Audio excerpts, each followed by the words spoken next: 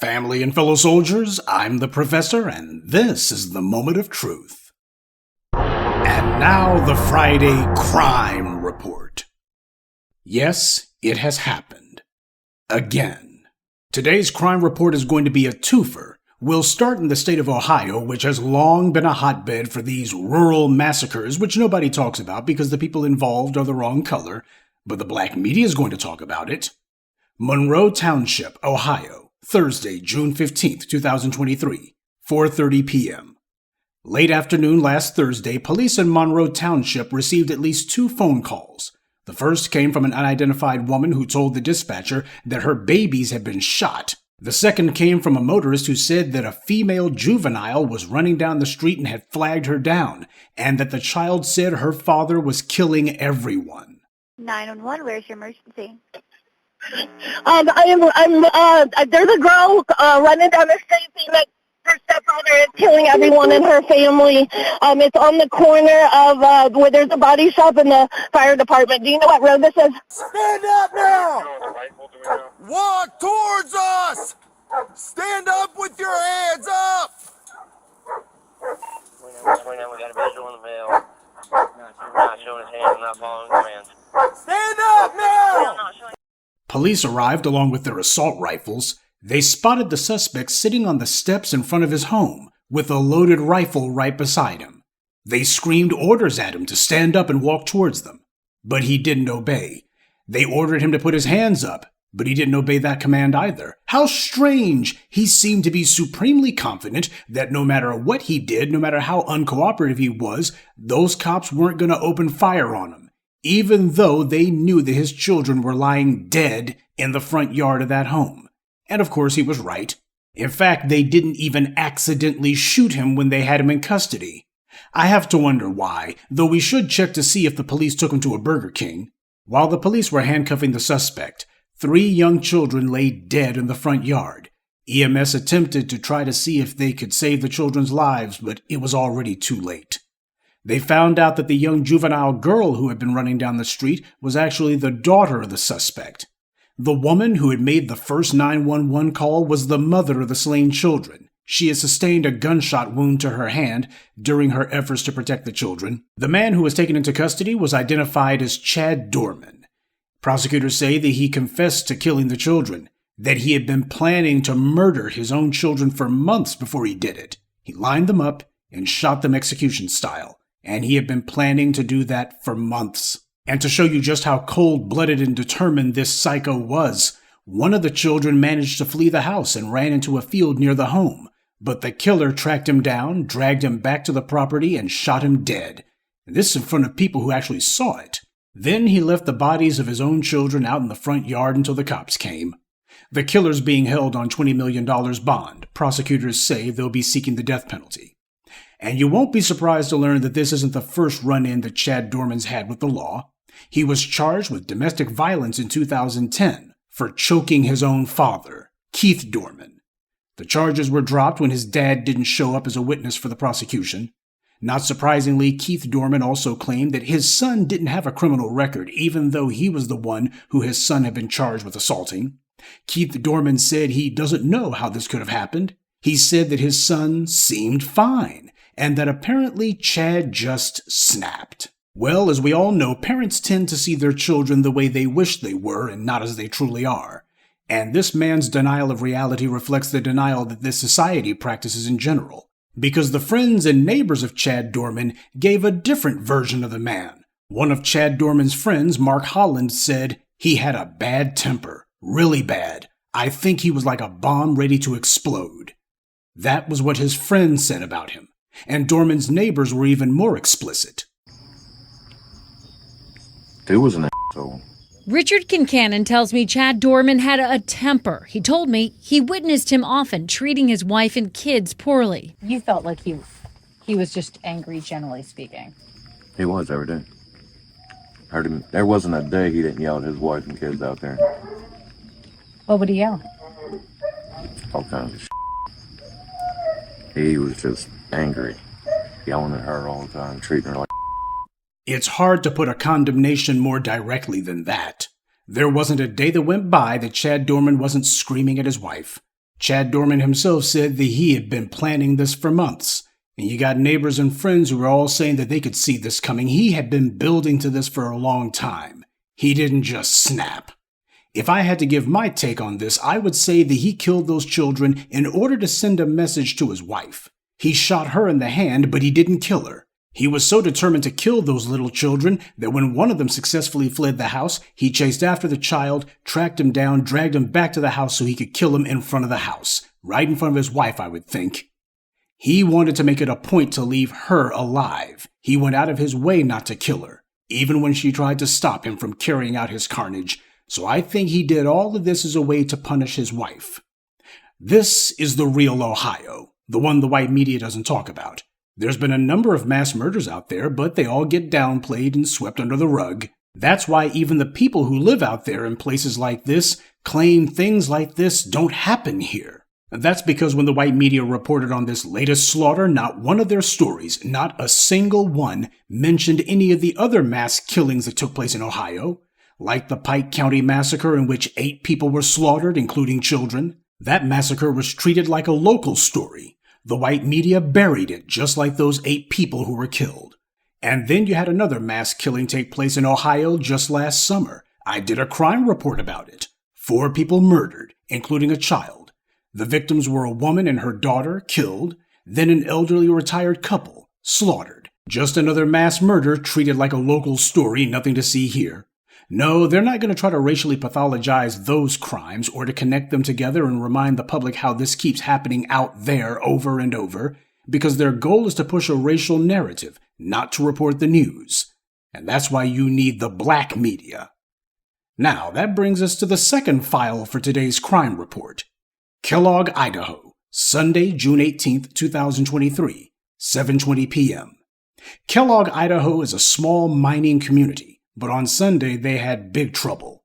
Shoshone County Dispatch had responded to a call about shots fired at a duplex. Shortly after the first 911 call, a second call came in reporting that someone had just executed their neighbors. When the state troopers arrived, they found the bodies of Kenneth Guardapi along with his daughter Kenna outside in a garden area, each with a single gunshot wound to their temple. They then found Kenna's sons, Devin Smith, age 18, and Aiken Smith, age 16, inside the duplex. Devin Smith was found on his knees, face down in a bedroom with multiple gunshot wounds to the head. Aiken's body was found between the kitchen and the living room with a single gunshot wound to his temple. So the assailant didn't just commit a quadruple homicide, which is horrible enough. He killed an entire family of people. The authorities arrested one of the victim's neighbors, 31-year-old Major John Kaler, and charged him with 4 counts of murder. Kaler lived on the upper floor of the duplex along with his family. The problem seemed to have started on June 13th, 5 days before the murders, when Major John's wife, Kaylee Kaler, reported seeing Devin Smith standing in the window of his downstairs unit, fully nude and masturbating in full view of her and one of Major John's underage daughters, according to the affidavit. The police came out to investigate, and they recommended that Devin be charged with indecent exposure, but there's no record of the charge ever having been filed by the DA. The Shoshone prosecutor's office said that Major John Cayley admitted to the killings during an interview with the state police. Major John told them that on that Sunday evening, he and his wife had gotten into an argument with Kenna, the mother of Devin and Aiken Smith, over the alleged indecent exposure. Major John was angry that they didn't appear to take his concerns seriously. So that was when he killed them. Notice I didn't say that was when he made the decision to kill them, because that's unknown, and the circumstances make it very suspicious that perhaps he was thinking about it long before he actually went to confront them. According to the arrest affidavit, Kaler's wife Kaylee said that he had told her he did what he had to do and to tell their kids he protected them. So he was already armed with a gun when he decided to confront the family downstairs. Kaylee was with Major John outside as well at the time he was arguing with Kenneth and Kenna Guardapi. She said that she heard gunshots and saw both Kenna and Kenneth fall to the ground. She said she then ran upstairs to their apartment and heard more gunshots. Now, I don't mean to sound like a skeptic, but that story sounds fishy. She was there with him when this mass murder took place, and yet she talked about it as if she didn't know who was killing those people. She never mentions her husband's name. She just says that she heard gunshots and Kenneth and Kenna fell to the ground, and then she ran upstairs. Apparently she forgot that her husband had been standing right there with her. So the real question is, was this planned out? Did either Major John or his wife Kaylee seriously think about killing their neighbors beforehand?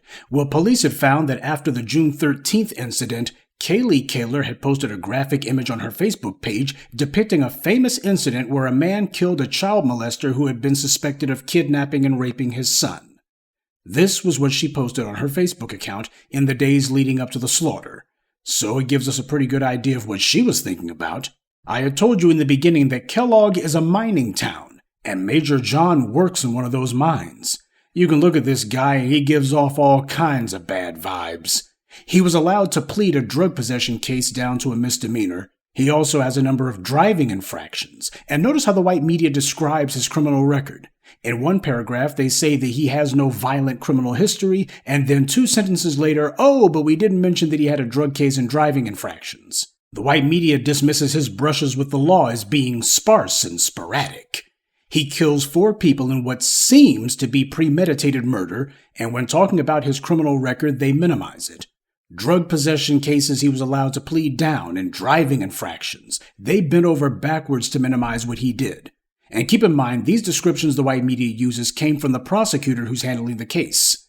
Even when they're acting like they're doing their jobs, there's still a certain code that they stick to. But I'm sure you recognize that Kaler's criminal record sounds a lot like the mass killer Chad Dorman's, doesn't it?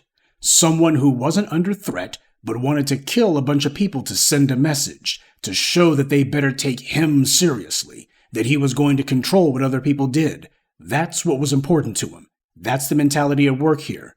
If some pervert is exposing his junk, that is serious. But they did what they were supposed to do. They called the police. Now, when he confronted them on Sunday, he showed up armed. That indicates to me that he had already made up his mind what he was going to do. He said he wanted to protect his children, but how is he going to do that when he's facing a possible death penalty sentence, or at the least life in prison? He's never going to be able to touch his children again, and the only time he's going to be able to talk to them is on visiting day. You can't protect your kids from a 5x7 cell. But looking at this guy, he comes off as a wannabe tough guy. Maybe he thought he was impressing his wife. But I suspect that as time passes and reality begins to sink in, she's going to move on and find someone else. This is the kind of thing that goes on in places like this. A quadruple homicide in a rural Idaho community. And if that sounds familiar to you, it should, because back in November, Brian Koberg was being pursued for the quadruple homicide of 4 University of Idaho students who he stabbed to death.